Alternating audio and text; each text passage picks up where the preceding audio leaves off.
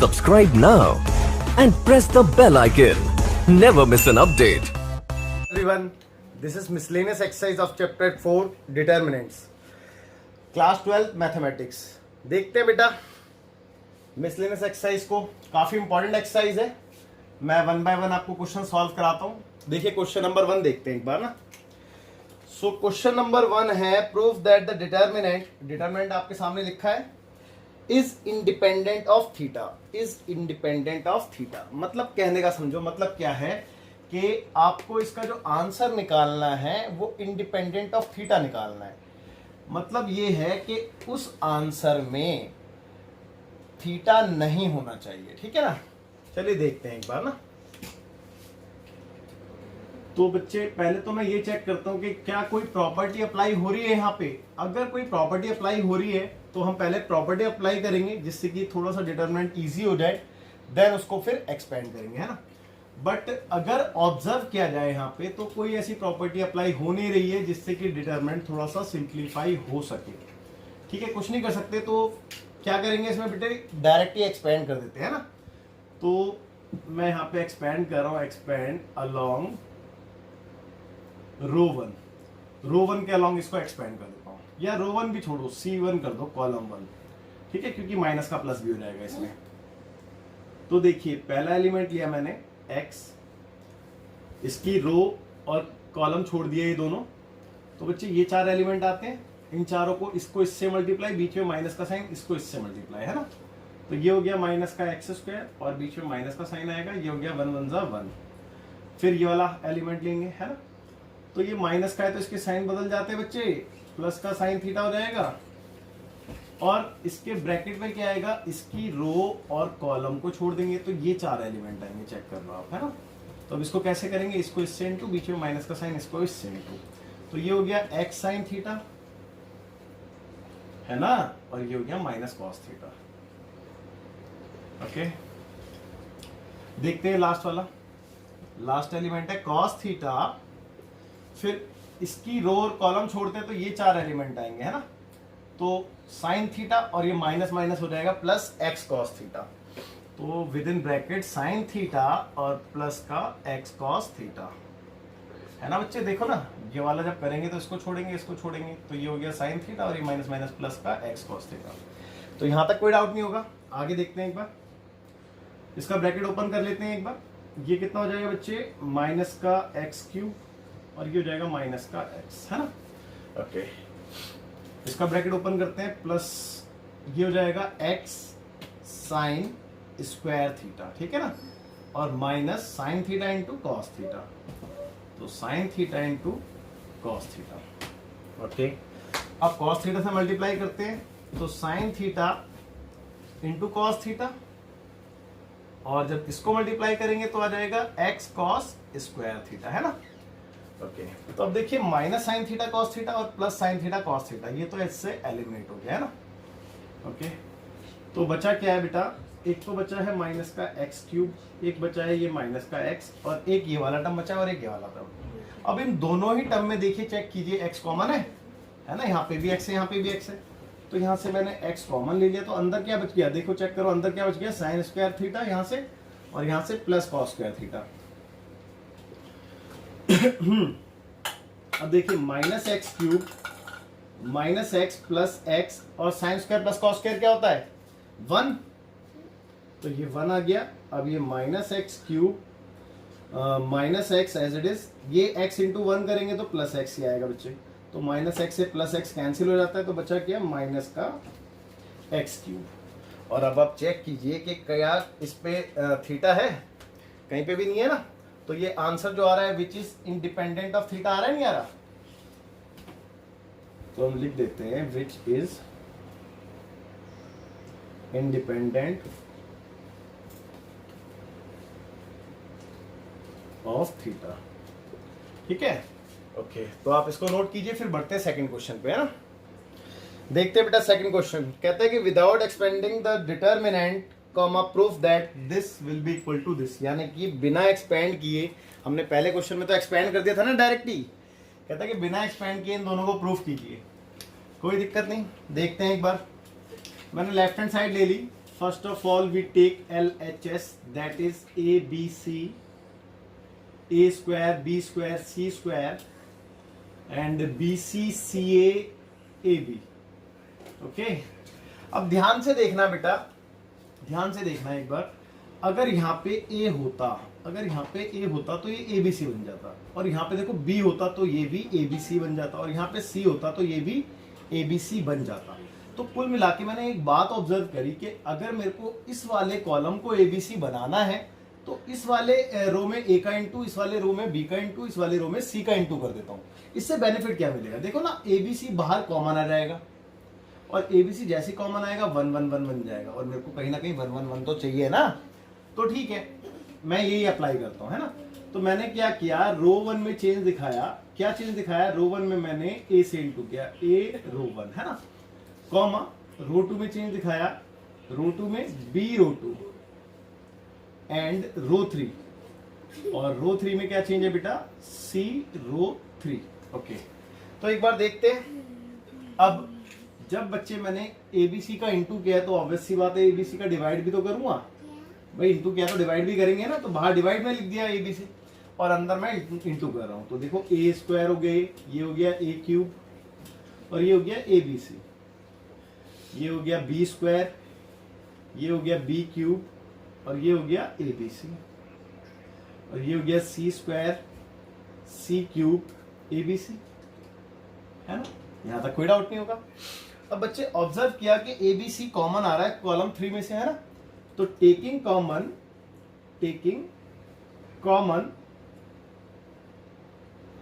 ABC from C3 column 3 में से, है ना।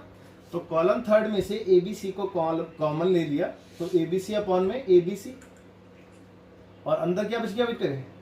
A square, B square, C square. भाई पहले कॉलम पे कोई इफेक्ट नहीं पड़ेगा ना, क्योंकि कॉलम 3 में से लिया है ना। सेकंड पे इफेक्ट पड़ेगा, तो A cube, B cube, C cube, और यहां से जब कॉमन लिया तो यहाँ पे 1 1 1 आ जाएगा। ओके, यहां तक कोई डाउट नहीं होना चाहिए। अब ये ABC से ABC कट भी गया।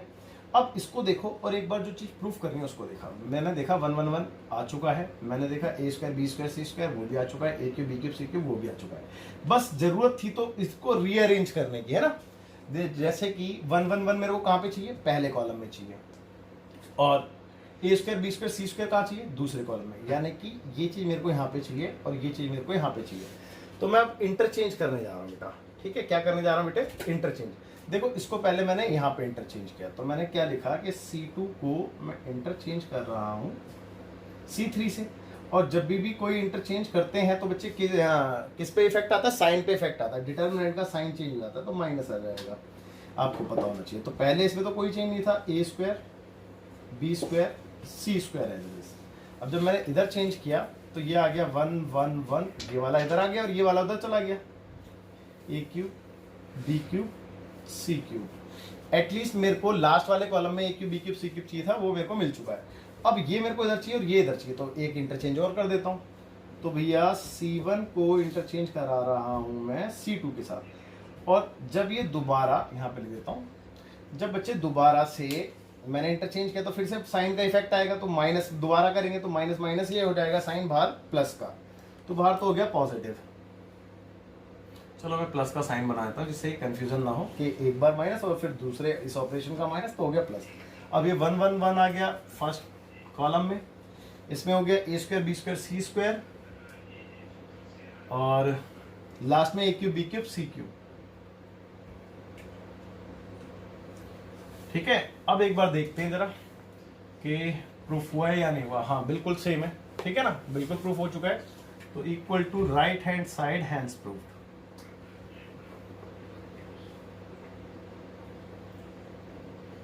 ठीक है बेटा।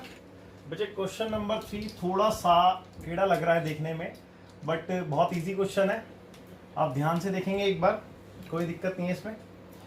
तो क्वेश्चन में लिखा है इवेल्युएट दिस, यानी कि इस डिटर्मिनेंट की वैल्यू फाइंड करनी है हमने, है ना। तो अगर मैं इस क्वेश्चन को देखूं तो बच्चे कोई भी ऑपरेशन मेरे को तो समझ में आ नहीं रहा कि क्या लगाना चाहिए ना, कि कुछ भी कॉमन नहीं लग रहा है, कुछ भी प्लस या माइनस नहीं हो रहा है, मतलब कैसे भी करके कोई फायदा मिल नहीं रहा है। बट अगर आप ध्यान से देखो ना, अगर आप इस रो में से कॉस अल्फा को कॉमन ले लेते हो तो यहाँ से कॉस अल्फा बाहर गया, ये बच गया, यहाँ से कॉस अल्फा बाहर जाएगा, ये बच गया, और यहाँ पे अगर कॉस अल्फा कॉमन नहीं है तो मैं अपॉन में लिख सकता हूँ, तो ये टैन बन जाएगा बच्चे, है ना, टैन अल्फा। यानी कुल मिला के बात ये है कि ये रो एक सिंपलेस्ट फॉर्म में आ जाएगी, है ना। सिमिलरली अगर मैं यहाँ से साइन अल्फा को कॉमन ले लूँ तो देखो ये बचेगा, ये बचेगा, और ये कॉट बन जाएगा, है ना। तो मतलब एक थोड़ा सा सिंपलेस्ट फॉर्म में आ जाएगा, कन्वर्ट हो जाएगा। तो देखते हैं मैंने क्या किया, टेकिंग कॉमन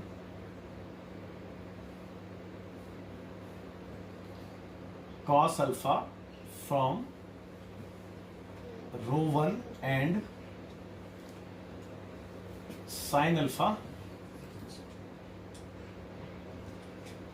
from rho 3। ठीक है बेटा, तो देखेंगे एक बार cos अल्फा आ गया यहाँ पे, यहाँ से sin अल्फा, ठीक है। अंदर देखते हैं एक बार क्या बचा। जब ये cos अल्फा गया यहाँ से तो sin cos बीटा, यहाँ से sin बीटा, और बताया ना यहाँ पे बचेगा tan अल्फा, है ना। ओके, सेकंड रो में से मैंने कुछ छेड़ा नहीं है तो एच डी जाने वाली है sin alpha, sorry sin beta, cos beta और 0। इधर से मैंने sin अल्फा को कॉमन लिया है तो आ गया cos बीटा और sin बीटा और cot अल्फा, है ना। ओके, पता है ना, मैंने इसका बताया आपको कि देखो इधर ना साइन अल्फा कॉमन नहीं है तो इसके अपॉन में आएगा, और cos alpha upon sine alpha cot alpha होता है ना। ओके, अब ध्यान से देखो, अब सिंपलेस्ट फॉर्म में तो कन्वर्ट हो चुका है, पहले से बेटर है, बट जीरो कैसे बना सकते हैं ना। मैक्सिमम जीरो अगर बन जाते हैं तो फिर मैं उसको एक्सपेंड कर सकता हूँ इजीली। तो ध्यान से देखना, देखो इस वाली रो में से अगर मैं इस वाली रो को सब्ट्रैक्ट कर दूं, माइनस कर दूं, तो देखो ये 1 0 2 0 और 1 0 मेरे पे पहले से बना हुआ है, तो 3 3 0 बन जाएंगे, यानी कि मेरा काम बन जाएगा, है ना। तो मैं क्या करूं कि रो 1 में चेंज दिखा देता हूं, रो 1 में से रो 3 को सब्ट्रैक्ट कर देते हैं। तो ये आ गया आपका कॉस अल्फा साइन अल्फा, और ये ऑपरेशन अप्लाई करने के बाद ये हो गया 0, ये हो गया 0, और ये हो गया दिस माइनस दिस, तो माइनस का tan अल्फा और माइनस का cot अल्फा। अच्छा, इन दोनों का मैं माइनस बाहर कॉमन ले लूँ कुछ इस तरीके से, है ना, ऐसा लिख सकता हूँ ना। ओके, सेकंड रो में मैंने कोई छेड़छाड़ नहीं की, तो as it is sine beta और ये कॉस बीटा, ये 0, और थर्ड रो भी कॉस बीटा साइन बीटा और ये cot अल्फा। ओके, अब देखो, अब एक्सपेंड कर सकते हैं ना, बिल्कुल इजीली एक्सपेंड किया जा सकता है। अब तो एक्सपेंड अलोंग रो 1 के अलोंग में एक्सपेंड कर रहा हूँ, है। तो देखिए ये वाला element as it is cos alpha sine alpha, और जब एक्सपेंड होगा तो ये 0 एक्सपेंड करने की जरूरत नहीं है, ये वाला टर्म भी एक्सपेंड करने की जरूरत नहीं है, इसको एक्सपेंड करते हैं। तो ये था माइनस का tan alpha plus cot alpha, है ना। जब मैंने इसको एक्सपेंड किया तो इसकी रो और कॉलम छोड़ूंगा तो ये 4 एलिमेंट आएंगे इनटू में इसके, तो इसके इनटू में 4 एलिमेंट लिख देता हूँ मैं, माइनस का साइन बीटा और cos beta, cos beta sine beta, ठीक है, और ये वाला ब्रैकेट क्लोज। ओके, ध्यान से देखेंगे, cos alpha sine alpha as it is, यहाँ पे ये खत्म ये खत्म, ये बचा है ना, तो ये माइनस का है, माइनस का। अच्छा, मैं इसको ऐसे लिख दूँ बेटा, टेन को साइन अपॉन कॉस, तो sine alpha upon cos alpha. Similarly plus cot को भी लिख दिया मैंने, cos alpha upon sine alpha, ऐसा कर सकते हैं। और रही बात इसकी, तो इसको सॉल्व करेंगे तो this minus this into this minus this into this, है ना। तो देखियो क्या आएगा, ये आ गया माइनस का साइन स्क्वायर बीटा और माइनस ये आ गया कॉस स्क्वायर बीटा, ठीक है, ब्रैकेट क्लोज। ओके, अब देखो ये आपका cos alpha sine alpha as it is रहा। यहाँ पे अगर मैं एलसीएम लूँ, अच्छा इसका माइनस कॉमन ले लूँ, देखो इसका माइनस, अगर मैं इसका माइनस कॉमन लेता हूँ बाहर तो ये वाला माइनस से प्लस हो जाएगा, है ना। और इसका एलसीएम ले रहा हूँ मैं, तो एलसीएम में आएगा साइन स्क्वायर अल्फा ये आएगा कॉस स्क्वायर अल्फा और अपॉन में cos alpha sine alpha. Okay, और यहाँ पे क्या बचेगा, यहाँ पे क्या बचेगा बच्चे, दोनों प्लस के बचेंगे, यानी कि साइन स्क्वायर बीटा भी और प्लस का कॉस स्क्वायर बीटा भी, क्लोज। तो देखो कॉस अल्फा से ये कॉस अल्फा, साइन अल्फा से ये साइन अल्फा कैंसिल हो गया। ये बचा sine square plus cos square जो कि होता है 1, ये बचा sine square plus cos square जो कि ऑल्सो होता है 1। तो 1 × 1 = 1, ये आपका आंसर आ गया। ठीक है बच्चे, बहुत अच्छा क्वेश्चन था, आप नोट कीजिए इसको। फिर देखते हैं next question, that is question number 4। देखते हैं बेटा एक बार ना क्वेश्चन नंबर 4। तो कहता है कि if a, b and c are real numbers, यानी कि आपको दे रखा है कि a b c जो है वो रियल नंबर्स हैं, और आगे बोलता है कि and delta is equal to this, यानी कि डेल्टा इक्वल टू आपको डिटरमिनेंट गिवन है और इसकी वैल्यू आपको 0 दे रखी है, इक्वल टू 0। तो कहता है शो दैट इधर a + b + c = 0, आपको शो करना है कि a + b + c = 0 है, और ये भी बोला है कि a = b = c है। ठीक है, तो देखते हैं इस बार इस क्वेश्चन को, अच्छा क्वेश्चन है। तो देखिए सबसे पहले बात वही आती है कुल मिला के कि ये सिंपलेस्ट फॉर्म में कैसे भी करके कन्वर्ट होना चाहिए। कोशिश ये रहती है हमारी कि ज्यादा से ज्यादा 0 बन सके, जिससे कि एक्सपेंड करते टाइम कोई दिक्कत ना हो, है ना। तो अब देखते हैं कि कैसे बना सकते हैं। लेट्स सपोज कि अगर मैं तीनों रो को ऐड कर देता तो क्या बनता मेरे पे। तो भैया देखो ना, एक ए 2a, एक b 2b, एक c 2c, यानी कि 2a + 2b + 2c। यहाँ पे देखा 2a + 2b + 2c, यहाँ पे देखा 2a + 2b + 2c, यानी कि मेरे पास हर एक उसमें रो एलिमेंट में क्या बन रहा है बेटा, 2a + 2b + 2c। तो इट मीन्स मैं इसको कॉमन ले सकता हूँ, यानी कि मेरे लिए थोड़ा सा इजी काम हो रहा है ना। तो मैं इस ऑपरेशन को अप्लाई कर सकता हूँ। तो मैंने क्या ऑपरेशन अप्लाई किया कि मैंने रो 1 में चेंज दिखा दिया। क्या चेंज दिखाया कि बेटा रो 1 + रो 2 + रो 3, यानी कि तीनों रो को मैंने प्लस कर दिया है। ठीक है, अब देखिए ध्यान से जरा। तो जैसे कि मैं आपको बता भी चुका हूं, मैं डायरेक्ट लिख देता हूं क्या आने वाला है, 2a + 2b + 2c। तो 2a + 2b + 2c, सेम यहाँ पे भी वही आएगा, 2a + 2b + 2c, और सिमिलरली यहाँ पे भी 2a + 2b + 2c। ओके, और बाकी की दोनों रो में कोई चेंज नहीं था, वो as it is c + a, a + b और b + c। Last row a + b, b + c, c + a। यहां तक कोई डाउट नहीं होना चाहिए। तो बच्चों एक बात बताओ, यहां से 2 कॉमन ले सकते हैं हम। वैसे तो ये पूरा ही ले सकते हैं कॉमन, बट पूरा कॉमन लेने से कोई फायदा मिलेगा नहीं, उल्टा लॉस हो जाएगा। तो यहां से हम ओनली 2 कॉमन ले रहे हैं। तो taking common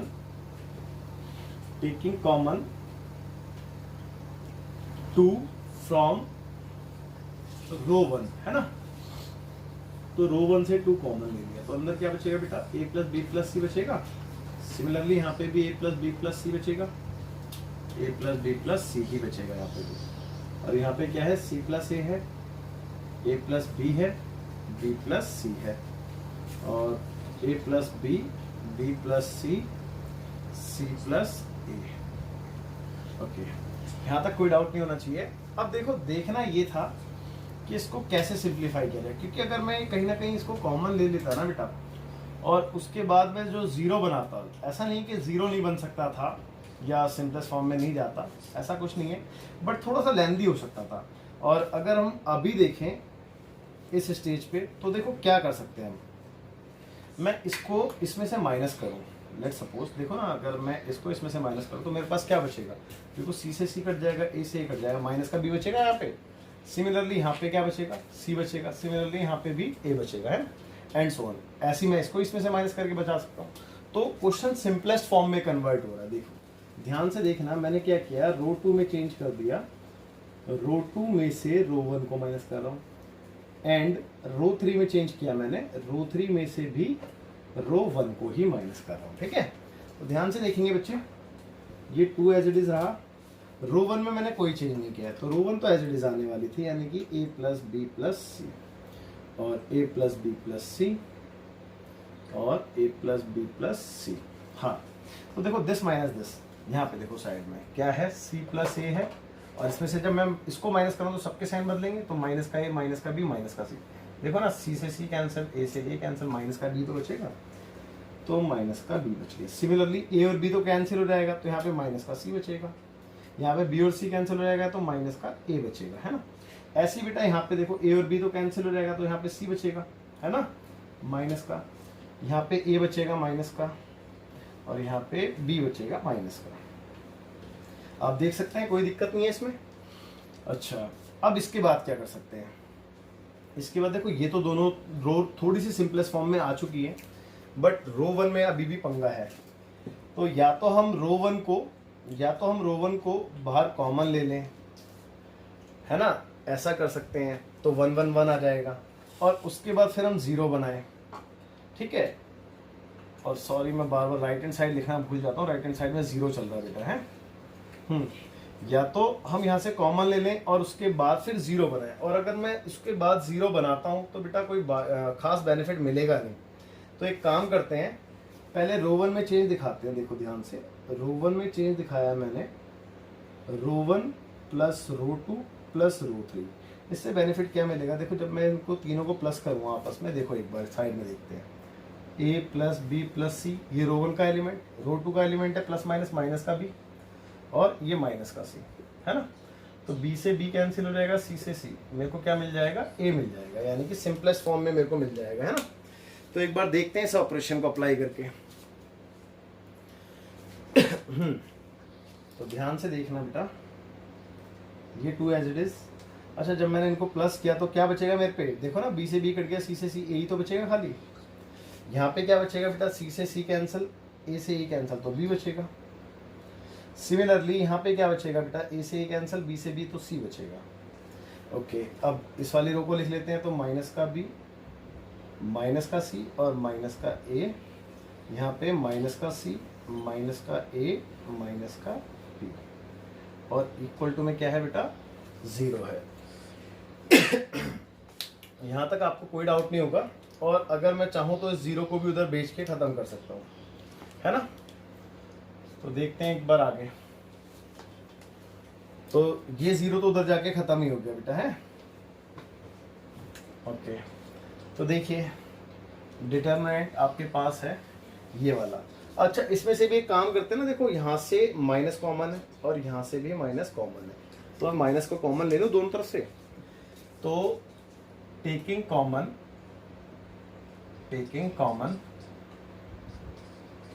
-1 from row 2 and row 3, row 2 and row 3, मतलब दोनों में से कॉमन ले रहा हूं मैं, है, रो 2 से भी ले रहा हूं और रो 3 से भी ले रहा हूं। तो जब मैं दोनों से कॉमन लूंगा तो -1 2 बार बाहर लिखूंगा, तो मैं -1 को 2 बार इंटू में लिख देता हूँ।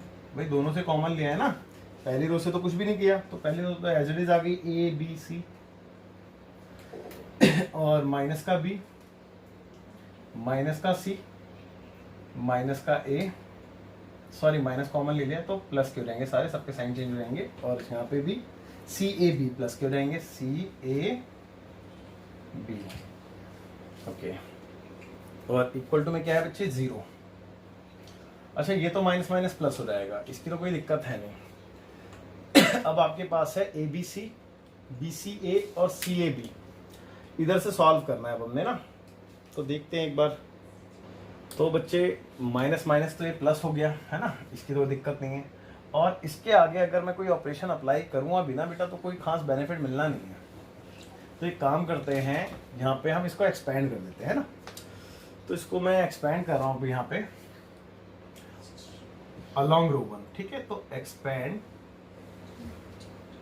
अलॉन्ग रो 1। देखिए ये तो खत्म, माइनस माइनस प्लस, तो ये हो गया ए। देखिए ये रो छोड़ी, ये कॉलम छोड़ा, तो ये आ गया बी सी माइनस ए स्क्वायर, है ना। फिर ये माइनस का बी, तो इसकी रो और कॉलम छोड़ेंगे तो बी स्क्वायर माइनस ए सी। उसके बाद प्लस का सी है, देन ये छोड़ा, तो ए बी माइनस का सी स्क्वायर हो गया, ठीक है। इज इक्वल टू 0 चल रहा है।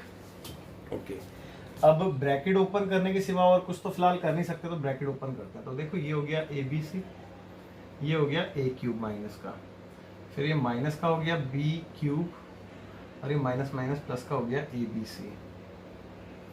ओके, और ये प्लस का था ए बी सी माइनस का सी क्यूब इक्वल टू 0। ओके, यहाँ तक भी कोई दिक्कत नहीं है, ठीक है। माइनस माइनस प्लस का ए बी सी, और ठीक है। अब देखो एक ए बी सी, एक ए बी सी और एक ए बी सी, ये तीनों ए बी सी प्लस के है ना, तो 3 ए बी सी लिख लें इसको। ओके, तो अंदर क्या रह गया बेटा, देखो माइनस का ए क्यूब है, माइनस का बी क्यूब है, और ये माइनस का सी क्यूब है। चेक कर लो, यही है ना, ठीक है। अब मैं इसमें से मैं माइनस कॉमन लेने जा रहा हूं, तो जब मैंने माइनस कॉमन लिया तो क्या बचा, ए क्यूब प्लस का बी क्यूब प्लस का सी क्यूब, और ये हो जाएगा माइनस का 3ab, और ये माइनस कॉमन लेके बाहर आ गया। अच्छा, ये माइनस उधर जाके खत्म हो गया, वैसे भी माइनस का कोई लोड नहीं है, माइनस खत्म हो चुका है। अब यहाँ पे देख रहे हैं आप A cube plus B cube plus C cube minus 3abc। और बच्चे अगर आपको ये पता हो तो इसकी आइडेंटिटी होती है, ठीक है, 9th क्लास में सभी ने पढ़ी होगी। क्या आइडेंटिटी होती है बेटा इसकी, A plus B plus C within bracket A square plus B square plus C square minus A B minus B C minus C A, है ना, ये इसकी आइडेंटिटी होती है। तो अब ध्यान देना, ध्यान देना, ध्यान देना बेटा, एक बार मैं इसको इससे इक्वेट कर सकता हूँ, एक बार मैं इसको इससे इक्वेट कर सकता हूँ, है ना। तो मैंने एक बार इसको इससे इक्वेट करा दिया, तो a plus B plus C equal to 0। एक पार्ट तो मेरा क्वेश्चन का यहीं पे सॉल्व हो गया है ना। अब सेकंड पार्ट के लिए मेरे को ये वाली सिचुएशन चाहिए, तो और बीच में अब एक बार इसको करा रहा हूँ, तो A square plus B square plus C square minus A B minus B C minus C A equal to 0। ठीक है। अच्छा, अब सोचना ये है कि हम इसमें क्या कर सकते हैं ना, ये वाला पार्ट तो हो चुका है proof, A equal to B equal to C हमने प्रूफ करना बाकी है। तो या तो मैं कुछ ऐसा करूं कि इनके ऊपर एक आइडेंटिटी बना सकूं कैसे भी करके, लाइक ए प्लस बी या ए माइनस बी का होल स्क्वायर, कुछ इस टाइप की, तो इजीली सॉल्व हो जाएगा। अदरवाइज थोड़ी सी प्रॉब्लम है ना। एक पार्ट तो आप देख रहे हैं सॉल्व हो चुका है, बस ये दूसरा पार्ट हो रहता है। एक बार इसको और देखते हैं ध्यान से, और उसके बाद आगे करते हैं फिर। तो इसमें मैं एक काम कर सकता हूँ, मैंने इसमें 2 का इंटू कर दिया, ठीक है, बोथ साइड, भाई इस साइड भी और 0 के उस साइड भी। तो देखेंगे ध्यान से, तो ये हो गया बच्चे 2a square plus 2b square plus 2c square और माइनस का 2ab माइनस का 2bc माइनस का 2ca, और 0 से 2 का इंटू करा तो वो 0 ही हो गया, है ना। ठीक है, यहाँ तक भी आपको कोई डाउट नहीं होना चाहिए। और ये वाला पार्ट तो मैंने बता दिया, थोड़ी सी जगह कम है इसलिए मैं लिख नहीं रहा हूँ, वरना इस साइड में लिखता रहता मैं, है। अब देखेंगे ध्यान से, इनको ब्रेक कर लें। देखो 2a स्क्वायर को मैं ऐसे लिख सकता हूँ बेटा, a square plus a square, similarly b square को भी b square plus b square, c square plus c square, और ये माइनस का 2ab माइनस का 2bc माइनस का 2ca equal to 0 as it is. ठीक है, अब देखिए ध्यान से, आइडेंटिटी क्या होती है बेटे, a square plus B square और माइनस 2ab, इससे मिलके एक आइडेंटिटी बन गई बच्चे। तो किस चीज की आइडेंटिटी है ये, a माइनस बी का होल स्क्वायर, है ना। अब दूसरी देखते हैं, दूसरी देखते हैं, दूसरी तो B square plus C square और 2bc है कहीं पे, हाँ ये रहा, ये दूसरी बन गई, है ना। तो b माइनस सी का होल स्क्वायर। चलिए तीसरी देखते हैं, देखो a स्क्वायर सी स्क्वायर और 2ca, तो सी स्क्वायर माइनस a स्क्वायर की आइडेंटिटी बन गई है, राइट हैंड साइड में 0 है, ठीक है। अच्छा, यहां तक भी कोई डाउट नहीं होना चाहिए, बिल्कुल अच्छे से क्लियर हो गया होगा। अब देखिए बात यह है कि a equal to B equal to C मेरे को करना है, तो उसके लिए मैं क्या कर सकता हूं, a माइनस बी का whole square plus b minus C का whole square plus C square, sorry मैंने गलत लिख दिया, c माइनस ए का होल स्क्वायर लिखना था यहाँ पे, सी माइनस ए का होल स्क्वायर इक्वल टू 0। तो इसके आगे a equal to B equal to C दिखाना है हमने ना। तो बेटा this implies that a is equal to b is equal to c।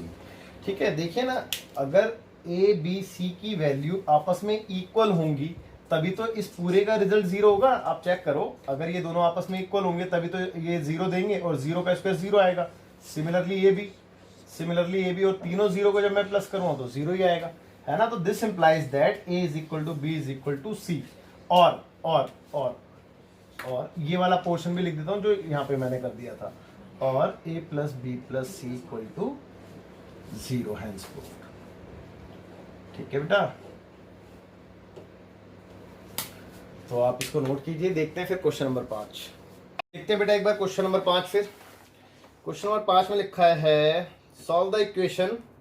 आपको एक डिटरमिनेंट दे रखा है, this will be equal to 0 और a is not equal to 0। a की वैल्यू 0 नहीं है और आपने इसको सॉल्व करना है। सॉल्व करने का मतलब ये है कि आपने यहां से वेरिएबल की वैल्यू को फाइंड करना है। इट मीन्स x की वैल्यू को फाइंड करना है ना। तो देखते हैं कैसे कर सकते हैं। देखो ये तो बहुत ही इजी क्वेश्चन लग रहा है वैसे भी देखने में। अगर मैं तीनों रो या तीनों कॉलम को भी ऐड कर देता हूं तो मेरे को बेनिफिट ही है ना। तो चलिए स्टार्ट करते हैं। मैं सबसे पहला ऑपरेशन रो 1 में दिखा देता हूं कि रो 1 प्लस रो 2 प्लस रो 3 कर देते हैं, है ना। तो देखिए क्या मिलेगा हमें। तो इन तीनों को जब मैं प्लस करूँ तो 3x आएगा बच्चे, प्लस a। सिमिलरली 1 1 1 3x यहाँ पे भी प्लस a, और यहाँ पे भी 3x प्लस a। ठीक है, बाकी की दो रो में कोई चेंज नहीं किया है, तो बाकी की दो row as it is x plus a, x और x plus a is equal to 0 है ना। ठीक है, आगे देखते हैं। यहां से कॉमन ले लें, तो टेकिंग कॉमन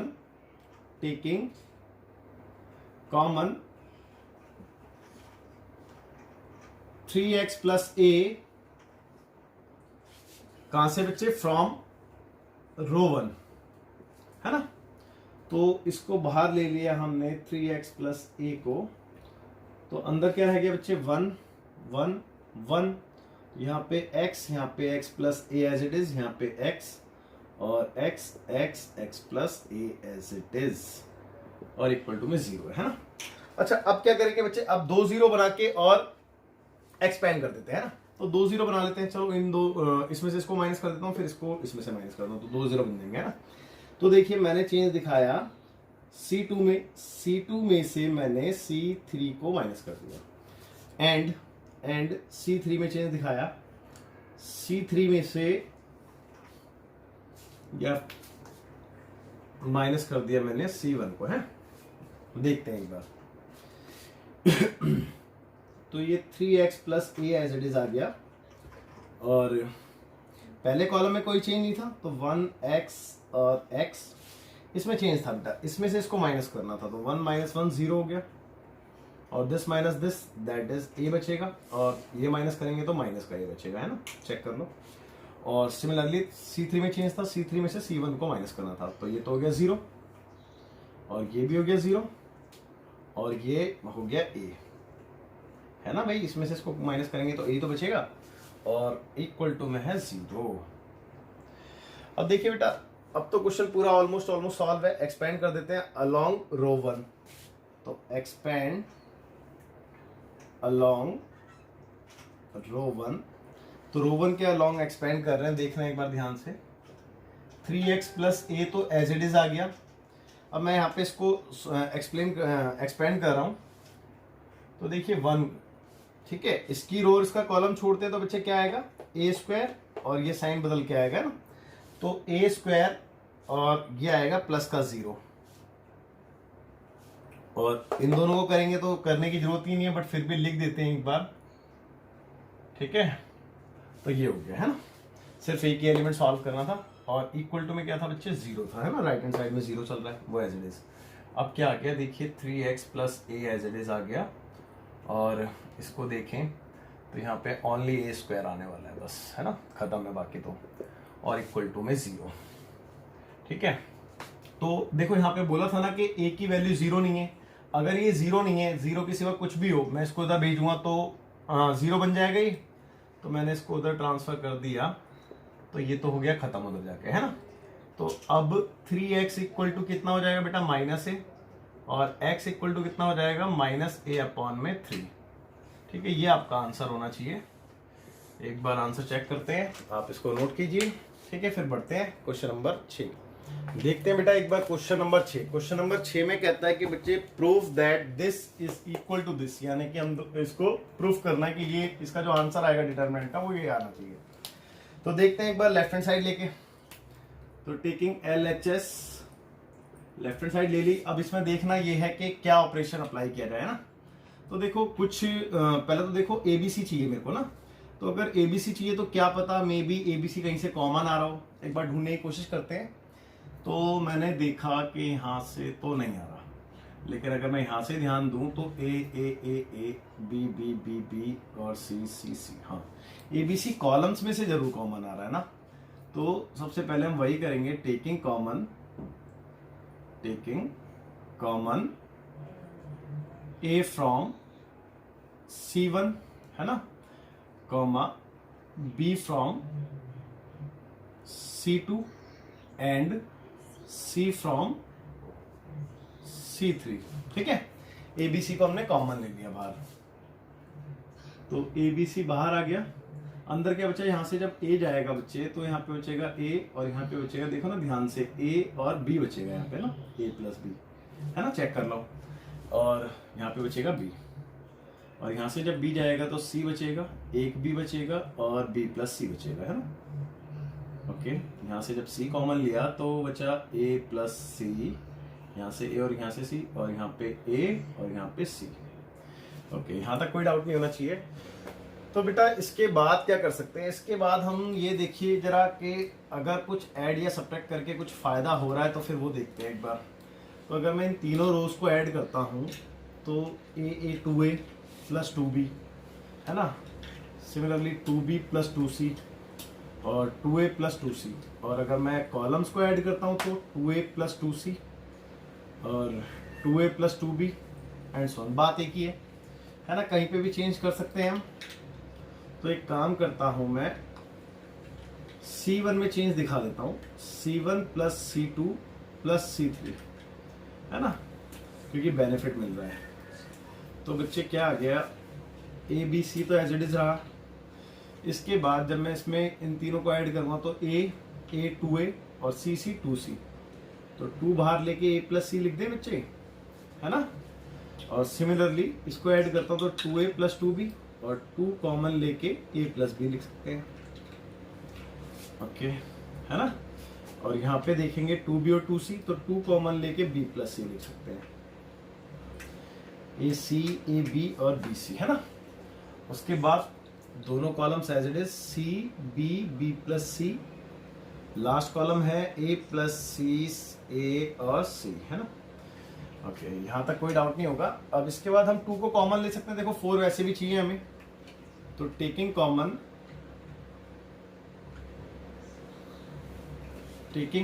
2 फ्रॉम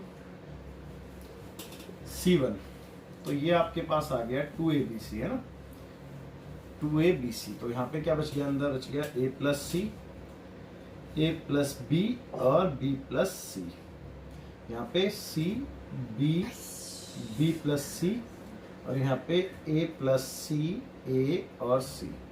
अब देखिए इसके बाद जितना कर सकते थे उतना तो कर दिया है, बट इसके बाद क्या कर सकते हैं, अब देखना ये है कि 0 कैसे बन सकते हैं ज़्यादा से ज़्यादा। तो देखो अगर मैं इस वाले कॉलम को, सेकंड कॉलम को इस वाले कॉलम से माइनस करता हूँ, सब्ट्रैक्ट करता हूँ, तो देखो B प्लस C और B प्लस C सेम है, तो 0 एक 0 यहाँ से मिल सकता है। और सिमिलरली अगर मैं C3 को C1 में से सब्ट्रैक्ट करता हूँ तो A प्लस C और A प्लस C एक 0 यहाँ से मिल सकता है, तो एटलीस्ट मेरे को 2 0 यहाँ से मिल सकते हैं ना। तो चलिए देखते हैं, एक बार अप्लाई करते हैं ऑपरेशन को। तो मैंने C2 में चेंज दिखाया, C2 में क्या चेंज दिखाया बेटा, C2 में से C1 को सब्ट्रैक्ट कर दिया, एंड C3 में चेंज दिखाया, C3 में से भी C1 को सब्ट्रैक्ट कर दिया। ठीक है, तो देखते हैं एक बार क्या आता है, A B C ओके अब देखो पहले कॉलम में कोई चेंज नहीं था तो a plus C as it is, a plus B as it is और b प्लस सी भी एज इट इज, है ना। इसमें से इसको सब्ट्रैक्ट करना है तो देखो दिस माइनस दिस करूंगा तो देखो साइड में देखो c माइनस ए माइनस सी हो जाएगा।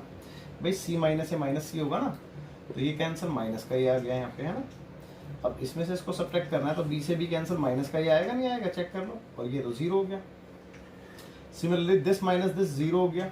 इसमें से इसको माइनस करना तो माइनस का बी आएगा, इसमें से इसको माइनस करना तो माइनस का बी ही आएगा, आप देख सकते हैं, है ना। चलिए ठीक है आगे देखते हैं एक बार। तो ध्यान देना बेटा,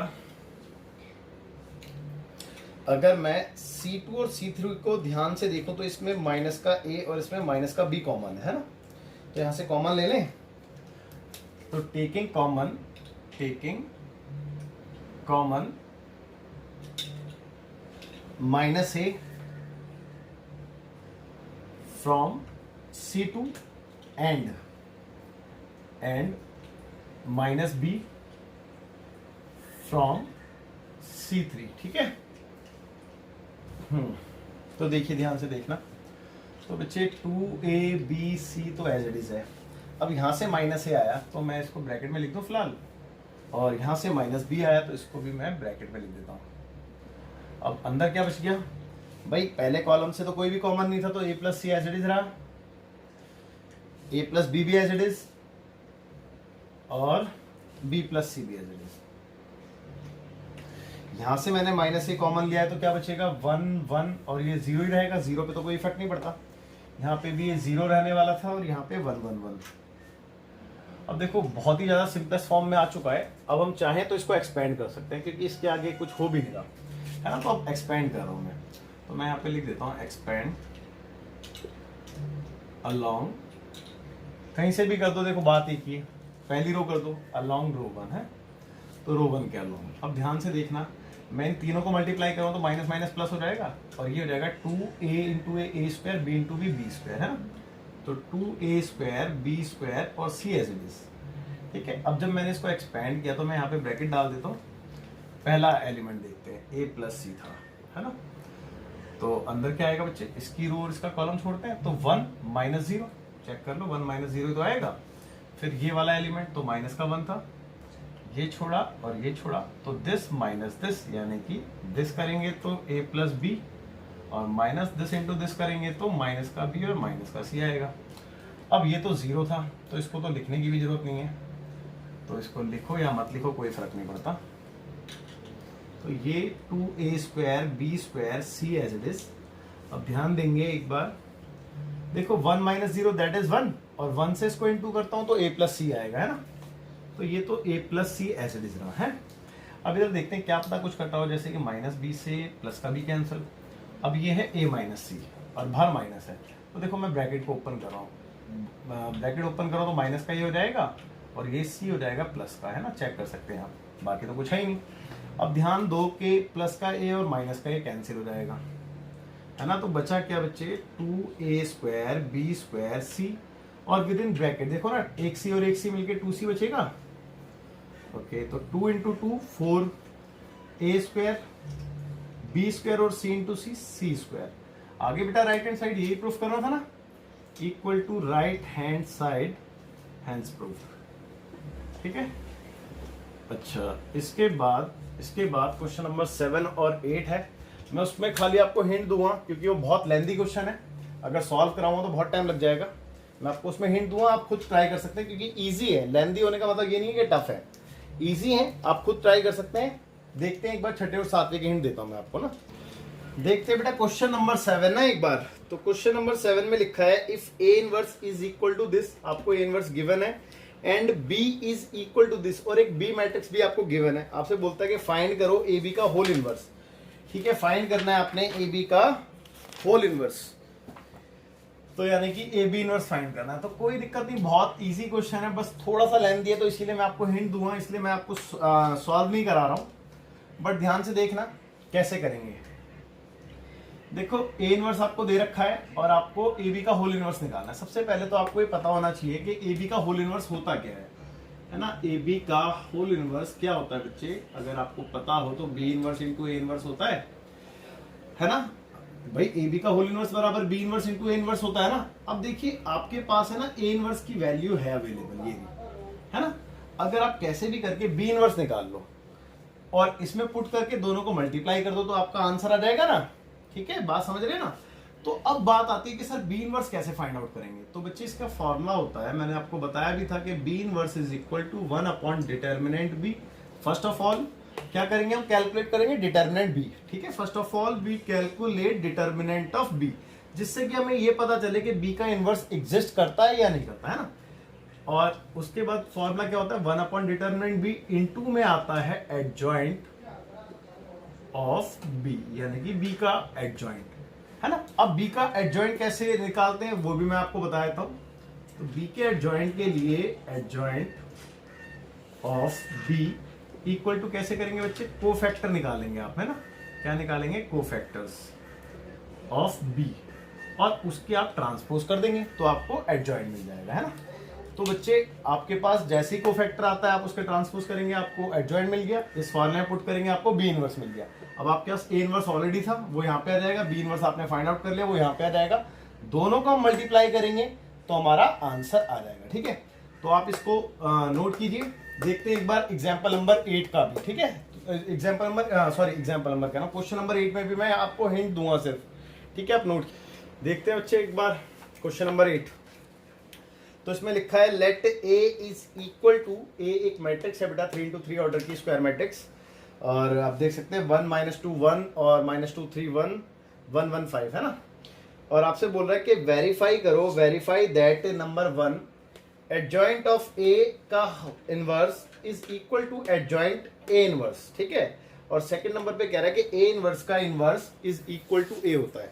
तो बच्चे बहुत लेंथी क्वेश्चन है, ये बहुत बड़ा क्वेश्चन है, तो इसीलिए मैं आपको एक्सप्लेन पूरा सॉल्व तो नहीं कराऊंगा, बट हिंट देता हूं आपको, आप सेल्फ ट्राई करना।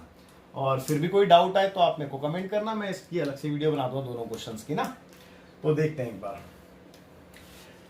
सबसे पहले फर्स्ट पार्ट देख लेते हैं। देखो फर्स्ट पार्ट अगर मैं करने जाऊंगा तो कैसे करूंगा, एक बार बताओ, मैं एडजॉइंट ए सॉल्व कर सकता हूँ। देखो ना यहाँ पे साइड में दिखाता हूँ मैं आपको कि अगर मैं एडजॉइंट ए सॉल्व करूँ तो कैसे करूँगा। एडजॉइंट ऑफ ए मैं कैसे करूँगा बेटा, ऑब्वियस सी बात है, कोफैक्टर निकालूंगा, है ना, कोफैक्टर्स ऑफ ए निकालूंगा और उसके ट्रांसपोज कर दूंगा तो मेरे को एडजॉइंट ऑफ ए मिल गया।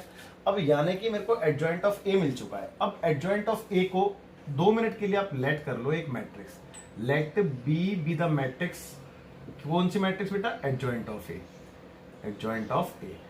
यार जाहिर सी बात है, ये जो एडजॉइंट ऑफ ए आएगा ये एक मैट्रिक्स ही तो आएगा ना, उस मैट्रिक्स को आप बी मान लो, है ना, उस मैट्रिक्स को आप बी मान लो। अगर यहाँ पे बी लिखा होता इसकी लेफ्ट हैंड साइड में, आप ध्यान दीजिए, अगर इसकी लेफ्ट हैंड साइड में बी लिखा होता तो आप क्या फाइंड कर रहे होते बेटा, बी का इनवर्स ही तो फाइंड कर रहे होते ना भाई। बी इनवर्स मतलब, अब बी इनवर्स निकालना बहुत आसान है।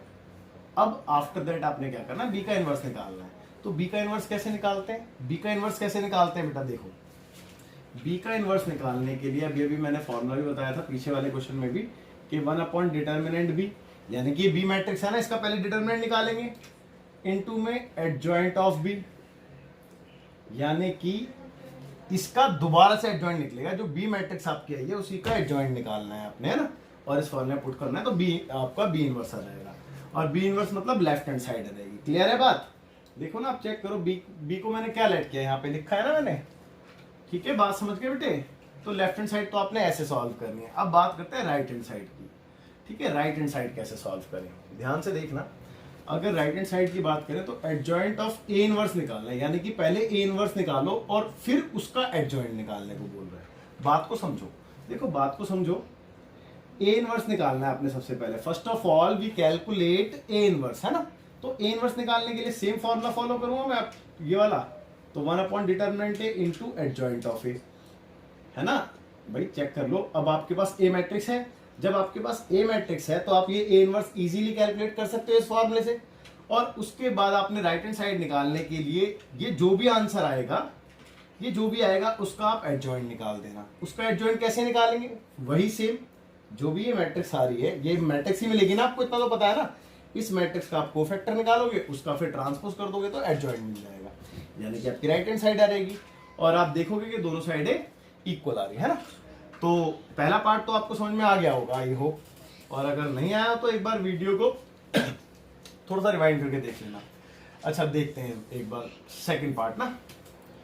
तो सेकंड पार्ट की अगर मैं बात करूं तो सेकंड पार्ट बहुत आसान है, कोई दिक्कत नहीं है। आपने देखो अभी अभी ए इनवर्स निकाला है यहाँ पे लेफ्ट हैंड फर्स्ट पार्ट में, इसी ए इनवर्स का होल इनवर्स निकालना है। अब क्या करो आप सेकंड पार्ट के लिए आप लेट कर लो इस ए इनवर्स को, यानी कि जो ब्रैकेट के अंदर आप देख रहे हैं इसको आप कुछ और मान लो, जैसे कि बी तो यहाँ पे माना था तो सी मान लो, और अगर आप यहाँ पे पुट करोगे तो आपको क्या निकालना है, अब ये होल इनवर्स है, ऐसे भाई इस ब्रैकेट के अंदर तो सी आ गया और ये होल इनवर्स है, तो सी इनवर्स निकालना है। सी इनवर्स का फॉर्मूला क्या होगा, आप चेक करो 1/डिटरमिनेंट सी इनटू एडजॉइंट ऑफ सी, ठीक है, ऐसे ही निकालोगे ना। अब आपके पास ए इनवर्स तो है, तो इसका मतलब आपके पास सारी वैल्यू है फॉर्मूले के अकॉर्डिंग, बस आपने सिर्फ सॉल्व करना है। अगर मैं कराता बच्चे तो आप खुद देखो कि कितना लेंथी क्वेश्चन हो जाता, इतनी सारी चीजें कैलकुलेट करनी पड़ती, बहुत ज्यादा टाइम वेस्ट हो जाता। इसलिए मैंने आपको इसकी हिंट दी है, आप इसको सॉल्व कीजिए। अगर फिर भी कोई डाउट आएगा तो आप मेरे को बताइएगा जरूर, मैं देखता हूँ फिर उसके लिए क्या कर सकते हैं ना। तो आप इसको नोट कीजिए, बढ़ते हैं फिर क्वेश्चन नंबर 9 की तरफ। देखो बेटा क्वेश्चन नंबर 9 में लिखा है इवेल्युएट दिस, यानी कि इस डिटरमिनेंट की वैल्यू फाइंड करनी है, और इससे रिलेटेड अभी भी मैंने एक क्वेश्चन कराया भी था, तो ऐसी कोई दिक्कत वाली बात नहीं है। मैं इसमें सिर्फ हिंट दे रहा हूँ आपको, अब ध्यान से देखना यार। ये देखो अगर मैं कॉलम्स को प्लस करता हूँ तो क्या आने वाला है 2x प्लस 2y, अगर मैं रो को प्लस करता हूँ तो भी कुछ ऐसे आने वाला है 2x प्लस 2y, है ना। तो मुझे इतना तो समझ में आ गया है कि मेरे को रो या कॉलम में किसी एक में चेंज दिखा देना चाहिए, है ना भाई, ऐसे ही करेंगे ना, ठीक है। तीनों रो को मैंने ऐड कर दिया रो 1 में, तो क्या मिला मेरे को 2x और 2y, ठीक है। यहाँ पे भी वही मिलेगा 2x 2y, सिमिलरली यहाँ पे भी 2x 2y। मैं हिंट दे रहा हूँ सिर्फ आपको, प्रॉपरली नहीं करा रहा हूँ, बाकी एज इट इज रहा y x plus y x और x plus y x and y, ठीक है। अब इसमें से कॉमन है तो कॉमन ले लिया बाहर, और 2 को भी मैं ऐसे कॉमन ले लेता हूँ, तो ऐसे लिख सकता हूँ। तो अंदर क्या रह गया बच्चे 1 1 1, और यहाँ पे क्या रह गया y x प्लस y और x and x plus y x and y, ठीक है बेटा, यहाँ तक भी कोई डाउट नहीं होना चाहिए। अब आगे देखिए, काम रह गया सिर्फ जीरो बनाने के बाद एक्सपेंड करने का, है ना। तो जीरो बनाना कैसे, बहुत आसान है जीरो बनाना। आप एक काम कीजिए, C2 में चेंज दिखाइए। C2 में चेंज क्या दिखाना है आपने, C2 में से C1 को सब्ट्रैक्ट करना है, C2 में से C1 को सब्ट्रैक्ट करना है, एंड C3 में चेंज दिखाइए, C3 में चेंज दिखाइए, या फिर C3 रहने दो, C1 में दिखा दो, है ना। चलो एक काम करता हूँ, मैं इसको पहले C1 का ऑपरेशन लिख देता हूँ, फिर C2 का लिख दूंगा। अच्छा C3 में मैंने इसलिए भी चेंज नहीं किया क्योंकि ये ऑलरेडी पहले सिंपलेस्ट फॉर्म में था थोड़ा सा, इसलिए मैंने इसको चेंज नहीं किया, है ना। तो ये भी एक रीजन है। तो एक काम करते हैं, C1 में चेंज दिखाया मैंने, C1 में क्या चेंज दिखाया, देखो ना, C1 में से मैं C3 को माइनस कर रहा हूँ, C1 minus C3, and C2 में चेंज दिखाया, क्या चेंज दिखाया बेटा, C2 माइनस C3, ठीक है। अब ध्यान देना 2x प्लस y, और जो चेंज आया उस चेंज की वजह से देखते हैं, C1 में से C3 को माइनस दिस यानी कि 0, भाई दिस माइनस दिस यानी कि y माइनस x, और दिस माइनस दिस यानी कि भाई x ही आएगा ओनली, चेक कर लो आप, है ना, y तो कट जाएगा। और इसमें क्या चेंज दिखाया, इसमें से भी इसको माइनस किया तो 0, और यहाँ पे y आएगा, खाली x कट कैंसिल हो जाएगा, और यहाँ पे x माइनस y आएगा, और यहाँ पे एज इट इज। अब आपने बस एक्सपेंड करना है, तो देखो एक बार फटाफट से एक्सपेंड करते हैं हम। तो 2x plus Y as it is आने वाला था, इसको खाली एक्सपेंड करेंगे लास्ट एलिमेंट को, है ना, बाकी 0 है, ये छोड़ा ये दोनों इंटू करेंगे। तो आप ध्यान देना भाई, यहाँ पे लिखा था y माइनस एक्स, मैं इसका माइनस कॉमन ले लूँ अगर, तो इसको x माइनस वाई लिख सकता हूँ, x माइनस वाई, है ना। और इसको इससे इंटू करना है, तो x माइनस वाई का होल स्क्वायर आ जाएगा इंटू करने पर, और ये इंटू ये करना है, तो माइनस का एक्स वाई आएगा, भाई चेक कर लो, यही आएगा मेरे हिसाब से, और तो कुछ आने फिर, और बाकी के दो तो 0 बनने थे तो वो करा ही नहीं मैंने, है ना। तो बच्चे देखो 2, और अच्छा ये माइनस यहाँ पे भी और माइनस यहाँ पे भी बाहर ले लूँ क्या, कॉमन ले लेते हैं, चलो माइनस यहाँ पे लगा दिया, तो x प्लस वाई, अंदर क्या रह गया देखते हैं, अंदर x माइनस वाई का होल स्क्वायर रह गया और माइनस का एक्स वाई रह गया। चलो इसको एक्सपेंड करके देखते हैं क्या अब तक कुछ सिंप्लीफाई हो जाए। तो या फिर एक काम करो, अगले स्टेप में करेंगे, पहले एज इट इज लिख देते हैं। तो x माइनस वाई का होल स्क्वायर बचा, और प्लस का एक्स वाई, भाई प्लस का एक्स वाई क्यों आया पता है ना, माइनस कॉमन ले लिया क्योंकि, हाँ। तो -2 x प्लस वाई और इसको एक्सपेंड किया तो X square plus Y square minus का 2xy, और ये था प्लस का xy। तो बचा क्या, माइनस 2x प्लस वाई और एक्स स्क्वायर वाई स्क्वायर, और यहाँ पे बचेगा माइनस का xy, है ना।